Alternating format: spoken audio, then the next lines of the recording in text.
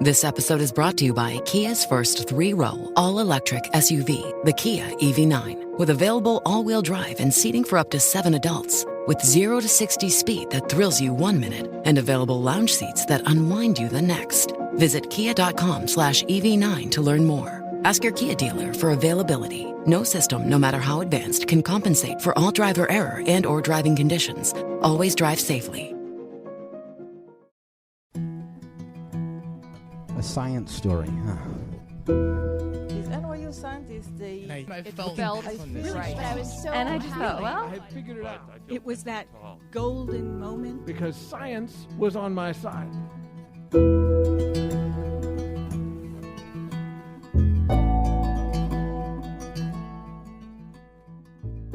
Hey everyone, I'm Ben Lilly, and welcome to the Story Collider, where we bring you true personal stories about science. This week's story is from Nisse Greenberg. The story was recorded in September 2014 at the National Museum of Mathematics in New York City.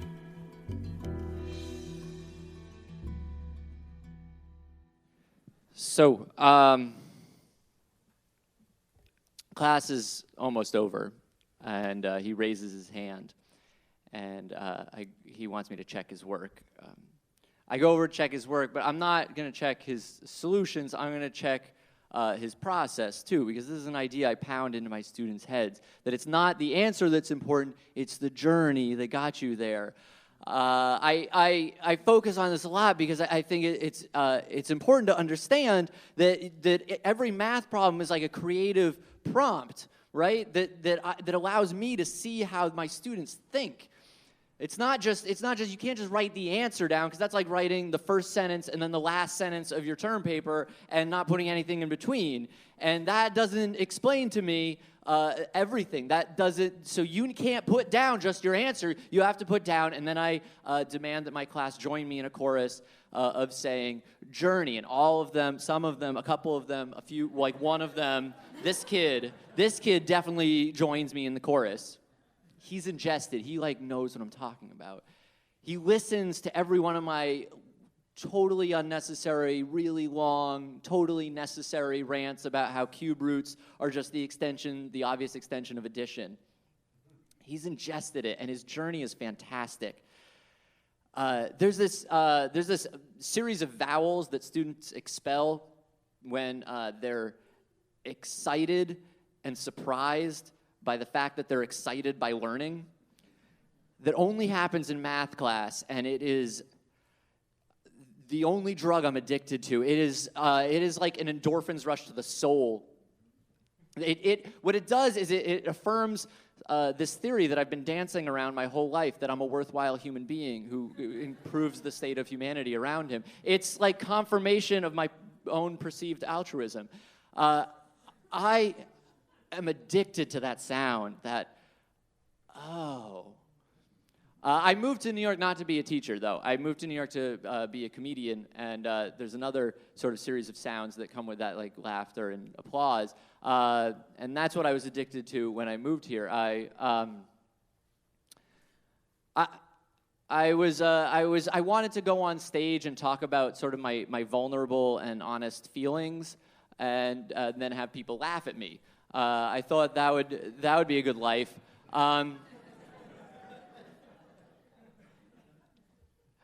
What I was doing also at the time was I was writing down all those private feelings on a public forum on what is called a blog. I'm not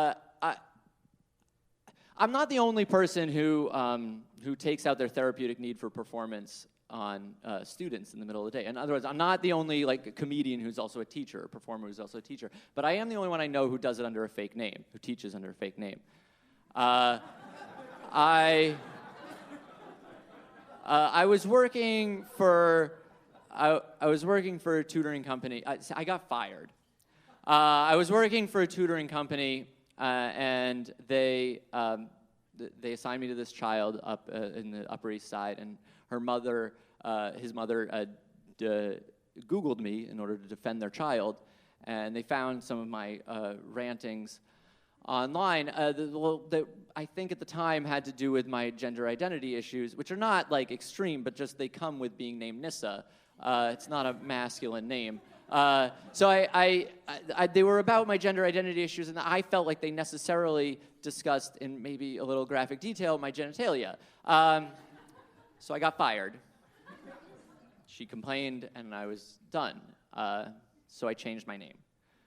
Not legally, but just when I teach, to Nils. It's better anyway. I hate the name Nisse. It's very hard to pronounce. And I know all the questions that you already have. It means Christmas elf or Scandinavian leprechaun. It is an old nickname from the 1940s for the name Nils that only was given to young children. Like, it's like Tommy is to Thomas, Nisse is to Nils. Like, it's for like children who also look younger than they are. And I love teaching, so I got to keep teaching with Nils. So I go over and I check his work, and it's fantastic. His journey is immaculate. And I know what he's doing. He's not handing me his work because he wants me to check his answers. He's handing me his work because he wants to brag, and I get that. I wanted to brag so bad in class. And the teacher's the only person who you're allowed to brag to without getting beat up. In 8th grade, I was, in the yearbook, everybody was known for something. The yearbook committee decided what you were known for. Like Randy Walls, he was known for having good Scooby-Doo impressions. And Sydney, she was known for reading all the Goosebumps books twice. I was known for not being able to reach the chalkboard in math class because I was both so short and so eager to answer every math problem. I know what it's like to be that kid who's like I know this kid, that was me. The kid whose like fingers are dancing out of his palms to answer every math question. And I know what it's like for him, and I want to support him. I want him to brag to me, and I want him to feel good about it. So I look at it, and I smile back at him, I hand it back to him, and I say, like, this is perfect, man. And it's just what I wanted to hear when I was his age. I wanted to hear that I was perfect, and that my work was perfect, and that someday this feeling would be over. He leans in, and he says, hey, Nils. And I go, what's up? And he goes, it's my birthday. So I turn like instinctually and I go, happy birthday to, and I'm like doing it. I'm making him the center of attention. I'm making him like the star of the class, something that I wanted so badly when I was his age. I wanted to not just be too short to reach the chalkboard. I wanted to be like on the chalkboard, animated as some figure. I don't even know what I wanted. I wanted my imagination to come to life, and I was doing it for him. The whole class is now singing. In 4th grade, they kicked me out of math class, man. Like, I was doing this too much, and they just put me in the corner with a textbook and a calculator, and they said, learn it on your own, which was maybe the best thing that ever happened to me in math class, because math class is boring. So I was just in the corner learning it on my own, and they got mad at me because I learned it differently, and they brought my parents for a parent-teacher conference. They said, your kid, Nisse, he's not learning math correctly. He keeps saying, in my mind, the number of ones that exist when you put two numbers together, the amount of ones that are there, should be called an atom up. That's what I was calling them, not a sum. Sum doesn't make any sense. It's not some of them, it's all of them. So it doesn't make any, why would you call it a sum? But they said I was learning math incorrectly. My parents, luckily, are hippies with a fetish for alternativism, so they just marched out. And now I was doing for him what I wanted somebody to do for me so badly. And he has that shy, embarrassed, like, oh, don't do it, but if you really want to, it's great that people are paying attention to me.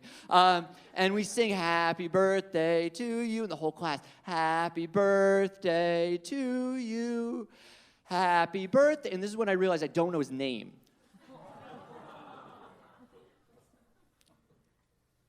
So I go, happy birthday to, and I hope that the rest of the class can sort of back me up, but nobody knows his name.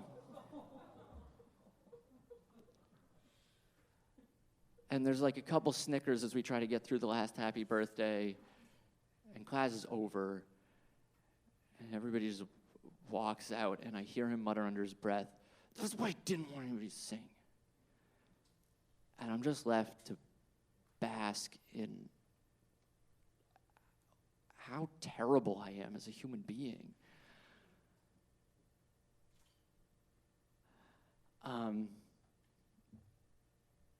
Algebra means the reunion of broken parts.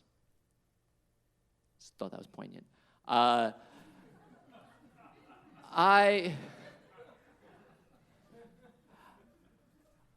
I tend to look at my life, my past beings, as just like false versions of myself, bad versions of myself, flawed versions of myself. I tend to look at my past as just a series of bumps in the road. I think I'm better than I was then, and at that time I thought I was better than I was before. I have a lot of confidence in math. You have to. I don't have a lot of confidence in life. But I know that I'm getting better. I know that I'm getting better as I keep going. When I think about David, who's that student, who's a senior now, he's at like a really wonderful point in his life. He has the opportunity to go sort of any direction, and that's exciting. And I want him so badly, I want him when he becomes an adult to be a teacher. But I have to understand that I have to be happy with whatever journey he comes up with for life. Thank you.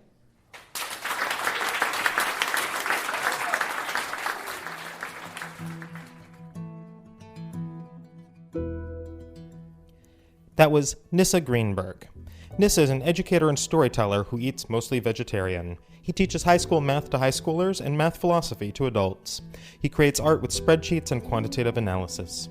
He also curates storytelling for The Tank and hosts the shows Bad Feelings, VHS Presents, and Drawn Out Storytelling. His playground is at nissegreenberg.com. For more science stories, take a look at storycollider.org, where you have archives of the podcast and upcoming events. Also, we depend on listeners like you for our support. If you love the podcast, please consider donating at storycollider.org/donate. The Story Collider is produced by me, Brian Wecht, Aaron Barker, and Ari Daniel. The podcast is produced by Rose Eveleth. Additional help from Brooke Williams, Lena Groger, and Justin D'Ambrosio. The theme music is by Ghost. Special thanks to MoMath for hosting the show, to Cindy Lawrence and Glenn Whitney for amazing help with production, and to all the teachers who didn't know my name. Thanks for listening.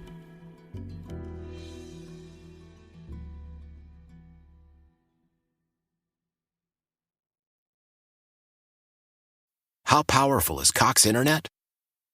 Powerful enough to let your band members in Vegas, Phoenix, and Rhode Island jam like you're all in the same garage. Get Cox Internet powered by fiber with America's fastest download speeds. It's internet built for tomorrow, today. Cox, always building better. Cox Internet is connected to the premises via coaxial connection. Speeds vary and are not guaranteed. Cox terms and other restrictions may apply. Analysis by Ookla Speed Test Intelligence Data. Fixed median download speeds. US Q3 2023.